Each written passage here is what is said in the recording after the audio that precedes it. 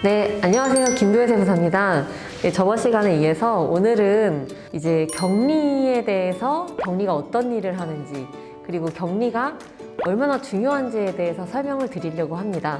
격리의 뜻에 대해서 간단하게 설명을 드리면요. 격리라는 것은 경영하고 관리한다는 뜻입니다. 그래서 이번에는 실무자들을 모셔가지고 설명을 드리려고 하는데요. 더세이브 격리대행팀에서 나와서 설명을 해주시기로 하셨습니다.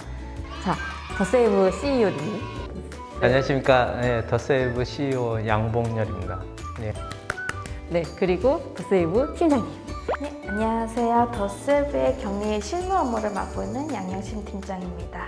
네, 반갑습니다. 네. 팀장님, 격리 업무에 대해서 간략하게 좀 설명을 해주실 수 있을까요? 네, 격리 업무는 크게 네 가지로 나눠볼 수 있는데요. 첫째, 회계 관리, 그 다음에 인사 관리, 그 다음에 경영 보고, 정보 관리, 그 다음에 마지막으로 제일 중요한 세무신고 정보입니다. 세무신고 정보라는 게 어떤 게 있을까요? 지금 세무신고는 이제 각 일자별로 해야 될 업무가 있잖아요. 그에 대해서 저희가 부가세면 부가세 신고별로 맞게끔 이제 매일 매출장을 정리해서 보내드리고요. 상반기에는 연말정산, 그 다음에 결산 준비에 대한 자료들을 수집하여 보내드리고 있습니다. 네, 되게 이제 내부의 관리를 전체적으로 이렇게 하시는데요. 요새 들었을 때 이제 경력직 관리하시는 격리분들이 구인난으로 구하기가 되게 힘들다고 많이 들었습니다. 이제 어떻게 생각하세요? 예. 요즘에 이제 그 격리들을 채용을 하면은 좀 문제가 좀 많아요. 차변과 대변도 구분을 못하는 격리들도 많더라고요. 그래가지고 왜 그런가를 봤더니 옛날에는 우리 때는 이 상업고등학교라는 게 있었거든요. 그래서 상업고등학교에서 부기 뭐 그런 거를 다 배워가지고 현장에 투입이 됐기 때문에 이 전문성이 상당히 높았어요, 옛날에는. 근데 이제 상업고등학교가 거의 폐지되면서 이제 특성화고로 바뀌었지 않습니까? 근데 특성화고도 많지 않기 때문에 요즘 실질적으로 격리한다고 그러면 자기가 이제 전문적으로 배운 게 아니라 건너 배워가지고 업무를 하는 경우들이 많습니다. 그런 전문성이 많이 떨어지더라고요. 그런 부분이 지금 사회적인 문제라고 지금 생각을 하는데, 그게 이제 뒷받침 해주는 게 이제 프로그램인데, 프로그램이 이제 요즘 이제 전산회계 프로그램이 있어가지고 그런 부분이 이제 많이 보강을 해주고 있거든요. 그래서 그런 부분이 좀 다행이긴 하지만은 그래도 실무하시는 격리들이 회계 지식에 대해서는 어느 정도 충분히 알고 있어야 되지 않을까, 그런 생각을 합니다. 제가 프로그램 하시니까 좀 궁금한데요. 이제 저희 요새 격리나라라든지 그런 프로그램들 굉장히 많지 않습니까? 그래서 그런 프로그램하고 저희 격리 대행하고는 차이점이 또 어떤 건지, 그리고 격리 대행이라는 게 사실 구체적으로 뭔지 저는 그런 것도 좀 궁금하거든요. 예. 제가 이제 제일 답답한 것 중에 하나가 우리 지인들한테 이제 제가 이제 소개를 하지 않습니까? 그 소개를 하면 격리 아웃소싱입니다. 그래 뭐 5명, 뭐 한 10명 조그만 저 회사들이 있지 않습니까? 조그만 공장을 운영한다든가. 그런데 격리 아웃소싱 맡기세요. 그럼 편합니다. 그렇게 얘기를 하거든요. 그러면 이제 두 가지 답이 와요. 하나는 뭐냐면은 그거 그 나도에서 뭐 격리나라 뭐 이카운트 ERP 뭐 그런 거 선전하는 거 그거 아니에요? 그렇게 얘기하시는 분이 있어요. 근데 그거는 아니에요. 이카운트 ERP나 아니면 격리나라는 격리가 사용하기 편리하게끔 프로그램을 만든 거예요. 그러니까 누구 하나가 그 프로그램에다가 정보를 입력을 해야지 회계 처리가 되는 거거든요. 그런 도와주는 프로그램이지 격리 업무를 하는 건 아닙니다. 그리고 이제 두 번째 이제 질문들이 이제 제일 많은데, 저거 세무사 사무실이나 회계사 사무실에 맡기면 되지, 내가 왜 그 60만 원씩이나 주고 그걸 맡겨야 돼? 그렇게 얘기하시는 분 되게 많으세요. 저희도 이제 격리 업무랑 세무사의 업무인 기장이랑 차이를 잘 모르시는 분들이 계세요.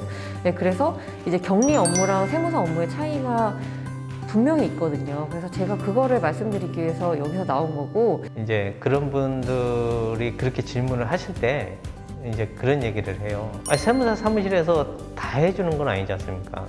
뭐 예를 들어가지고 뭐 얘기하면은 우리 기업에서 제일 중요한 게 줄 돈과 받을 돈이잖아요. 그러니까 내가 줘야 될 돈을 정확하게 줘야 되고 받아야 될 돈도 정확하게 받아야 되는데 우리가 이제 저 경리들이 이 장부 이제 위탁 받아가지고 우리가 이제 아웃소싱 위탁 받아가지고 장부를 정리하다 보면은 뭐 100만 원 줘야 될 회사에다가 한 번 더 줘가지고 200만 원 주는 회사도 생기고 또 받아야 될 돈도 장부에서 누락이 돼가지고 나중에 한참 있다가 발견이 되는 경우도 있고 그러니까 그런 부분들이 관리가 안 되는 거예요. 그리고 또 이제 직원들 급여 아니면 뭐 급여 계산이라든가 뭐 요번에 뭐 얼마를 뭐 인상을 시켜야 된다든가 아니면은 뭐 급여를 이렇게 조정을 한다든가 그런 것도 뭐 관리가 전혀 안 되고 그 다음에 뭐 재고 관리라든가 아니면은 법인카드 어떻게 썼는지 그 다음에 세금계산서 발행 즉시 해줘야 되고 뭐 그런 게 이게 잘 안 되지 않습니까? 그런 업무들을 통틀어서 이제 하는 게 이제 격리 업무거든요. 그 제 말이 맞나요, 선생님? 맞습니다. 이제 세금계산서를 저희한테 발급해달라고 하시는 분들도 계신데요. 세금계산서 발급 업무는 저희가 하는 게 아니라요. 회사 내부에서 하셔야 되는 업무거든요. 그러니까 회사 내부에서 하셔야 되는 업무들이 경리들이 하는 일이고 저희는 그거를 확인을 하고 그걸 세무 신고를 위해서 만드는 일을 하는 거지 경리분들이 내부에서 하는 일을 해주지 않거든요. 그러니까 대표님들이 그런 부분을 숙지를 하고 어디까지를 내가 세무사 사무실에 맡기고 어디까지를 경리한테 요구를 할 수 있는지 아셔야 된다는 거죠. 그러면은 저희가 지금 이제 경리가 어떤 일을 하는지 대략 알아봤는데요. 이제 팀장님이 관리하시는 회사가 업종이 굉장히 다양하다고 들었어요. 그래서 업종들에 대해서 어떤 관리를 해주시는지 좀 궁금합니다. 네, 회사마다 이제 제조업, 그다음에 유통업, 그다음에 건설업, 그다음에 인력 관련된 사업들 등등 여러 가지 사업들이 있는데요. 각각의 회사의 특성에 맞게끔 저희가 각 팀장들이 맡고 있어서 업무를 이제 효율적으로 하고 있는데요. 그 이유는 이제 각각의 하고 있는 업무의 특성에 맞지 않으면은 그 세무신고 관련해서 놓칠 수 있는 정보가 있을 수가 있거든요. 그래서 그거를 묶어서 관리하기 때문에 그런 걱정은 없습니다. 굉장히 전문성 있게 관리를 하시고 계시는군요. 그 실제로 그 현장에서 그 대표님들을 이제 만나시면서 좀 느끼신 점 이런 거 있을까요? 애로사항은 너무 많지만 간략하게 말하면 어쨌든 저희가 중요한 건 장부 정리잖아요. 그래서 정리를 하다 보면은 내가 이거 무엇에 쓰였는지 우리 어떤 용도로 사용했는지 모를 때 항상 물어보거든요. 그런데 그에 대한 답변이 조금 늦거나 아니면은 잘못된 정보를 말해서 저희도 세무신고할 때 잘못된 정보를 드리면 그거에 대해서 이제 그런 경우가 있더라고요. 예를 들어서 보면 접대비로 사용했으면 접대비는 불공해서 부가세에서 환급을 못 받잖아요. 그런데 이게 접대비가 아니라 직원들이 쓴 거였어요. 그러면 부가세 환급도 받을 수 있게끔 세무사님께 자료도 정보 드릴 수 있도록 해야 되는데 이게 제대로 안 되면 그게 가장 애로사항이라고 봅니다. 우리 양 팀장이 아까 설명을 했지만은 저희 회사에서 제일 자랑하는 건 뭐냐면은 건설이면 건설의 담당자가 따로 있고 그 다음에 또 수출입이면 수출입에 담당하는 경리가 따로 있고 그런 식으로 이제 분야별로 따로따로 이렇게 경리팀을 운영을 하고 있습니다. 그래서 이제 전문성을 되게 많이 중요하게 생각하고 그 다음에 우리 경리 중에서 이제 뭐 한 분이 만약에 갑작스럽게 퇴사를 했어요. 뭐 기업들만 퇴사를 하는 게 아니라 우리도 퇴사가 있지 않습니까? 입퇴사가. 그러면은 6명당 1명의 팀장이 있어가지고 그 팀장이 카바를 해줘요. 그래가지고 회계의 연속성이 끊기지 않고 업무에 지장이 없도록 그렇게 관리를 잘 해주고 있는 게 우리 회사의 특성이고요.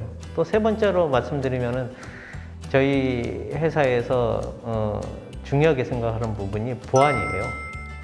그 민감한 정보지 않습니까? 세무 정보는. 그렇잖아요. 세무 그렇지 않나요? 그렇죠. 아주 민감합니다. 그 괜히 그런 부분에 대해서 잘못된 그런 정보가 유출되거나 그러지 않게끔 저희 나름대로 이제 철저하게 그런 부분에 대해서 저 관리를 잘 하고 있습니다. 그게 이제 우리 회사의 특징이지 않나 그런 생각을 하고 있습니다. 굉장히 잘 설명을 해주셨는데요. 제가 알고 싶은 부분들을 다 요목조목 짚어서 설명을 해주신 것 같아요. 이제 격리대행이라는 게 사실 제가 어떤 식으로 이루어지고 어떤 식으로 이렇게 진행이 되는지 궁금했거든요. 사장님들이 대부분 비대면으로 저희가 진행이 되기 때문에 이제 망설이시는 분도 있고 이제 어떤 건지 잘 모르시는 분들도 많을 거라고 생각을 해요. 이제 사실 세무사 입장에서는 이제 세무 격리의 업무라는 것이 세무 신고 준비를 하는 데 있어서 역량이 굉장히 많이 달라지거든요. 이게 훌륭한 격리분이 있는 회사다 이러시면은 저희 업무가 굉장히 편해지고요. 근데 이제 격리분이 조금 업무를 제대로 안 해주시면 저희도 힘들어지시고 대표님도 힘들어지시고 이제 그렇기 때문에 격리의 역량이라는 게 사실 중요성이 굉장히 중요하다고 볼 수가 있습니다. 네, 그래서 이런 점을 볼 때 격리대행이라는 게 생각보다 강점이 굉장히 큰 걸로 보입니다. 근데 제가 너무 좋은 점만 이렇게 말씀을 드린 것 같아서 이제 한 가지 좀 궁금한 게 있다면 계약이 해지되시거나 그런 경우는 없으셨는지 궁금합니다. 네, 안타깝게도 한 곳이 있었는데요. 그것은 이제 지금 시국이 코로나라 가지고 경영이 조금 애로사항이 좀 많았었어요. 그러니까 매출도 많이 떨어지서 가지고 네, 자금 관리도 유통이 안 되다 보니 이제 거래처에 줄 돈도 못 줘가지고 어쩔 수 없이 폐업을 하게 됐는데요. 그런 폐업함과 동시에 저희하고도 이별하게 되었습니다. 지금까지 한 곳밖에 없으셨다는 건가요?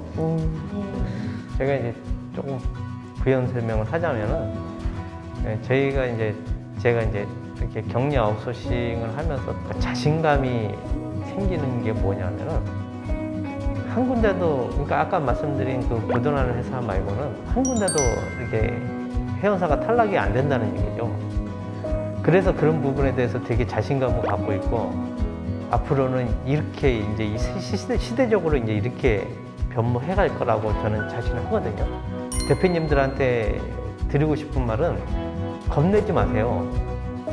다들 그렇게 생각하세요. 내가 맡기고는 싶은데 이게 괜찮을까?